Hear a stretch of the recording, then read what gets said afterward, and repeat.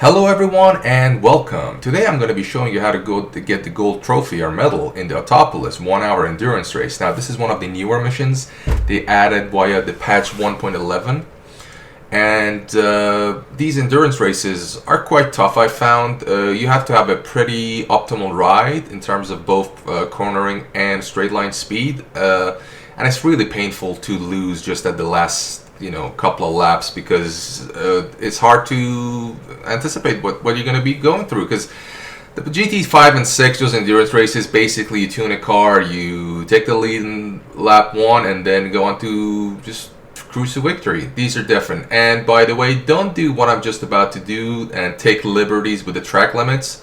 I've noticed that they've gone quite strict with the track limits. Even the slightest cut through the corner, even accidental, will land in a huge penalty. Like if you gain 0.2 second by cutting a corner accidentally, they're going to give you 1, maybe 1.5 second penalty. So beware of that.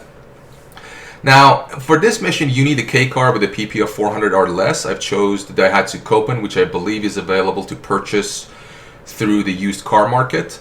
And the tire consumption is quite severe in this race, as well as fuel, 20x tire consumption, and you can only use comfort soft tires. Now, not only they don't provide a lot of grip, these tires basically only last 4 or 5 laps before you need to change them in order to stay competitive, have competitive times. Fuel map in this mission should be set to 1 and never be changed. You'll notice in the gear actually don't do that, don't go offline like I did. Now, I lost time here, that's why I didn't get a penalty, but it's easy to get those penalties. You'll notice I'm short shifting in the middle of the rev range. So at around 9,000 RPM, I short shift. This is for 2 reasons. First off, I'm using manual transmission with all driving aids off, apart from ABS. Now, when you short shift in this game, obviously, you save on fuel consumption. And some of these turbo cars, such as this, provide more power lower down range than actually higher end power. So not only you save fuel, your acceleration is improved. So I recommend definitely going with a manual transmission and short shifting at around 9,000 RPM. 9,000 RPM considered short shifting. It's kind of weird. Now in this mission, whenever you basically pit every 5 laps, and every 5 laps you refuel and change your tires. When you refuel, if you're using the tactics I'm using, you only need to fill up about 4.5 to 4.6 laps worth of fuel. Now, if you got an automatic transmission and you're using more fuel, you might have to fill up that tank to about 5 laps worth of fuel. Now, this information might change in future patches. I don't know how it's going to pan out. But enough of me rambling. Let me show you my car setup and what equipment I bought and how I set up the car in order to win the race, and talk about that and get you guys going. Okay, everyone. So here we are with the body modifications. Now we're going to go with a wide body modification. Not only it looks good, it adds a little bit of PP. So it's preferable to have that installed.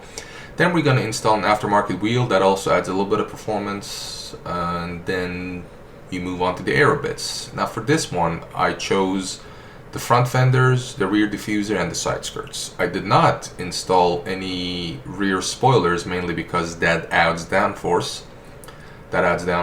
And reduces your speed down the straight and makes you turn worse, because it's a front wheel drive car. You don't need that much rear grip. Apart from that, I installed the roll cage and a bunch of other cosmetic stuff, but that's basically about it. So let's move on. Alright, so feel free to pause the video at any moment to take a look at the settings and the items I'm using in this video. And now I pretty much bought every single customization option for this car because I was just experimenting with it at the beginning. Didn't end up using all of them, and ended up using a combination of a few. It should be pretty self-explanatory, so just enjoy this part of the video.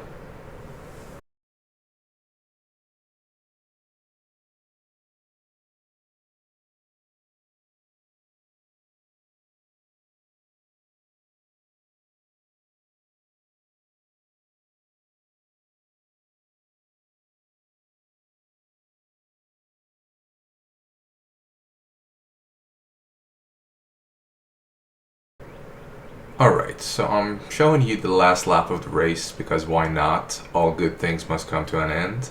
And the total race distance should be around 24 laps. depending on how fast or slow you are. I think you need to, in order to win, you need to do at least 24 laps. Total, the average lap time should be anywhere from 2:25 to 2:27, depending on how good or bad of a driver you are. I mean, I'm sure all you guys are good, better than me even. But in my whole race here, as you can see, I didn't get a single clean lap. The tire consumption is so severe that your grip level, your braking points, your turning points changes every lap. So you have to be quite adaptable to get fastest laps after fastest laps. And I didn't manage to get a completely clean lap.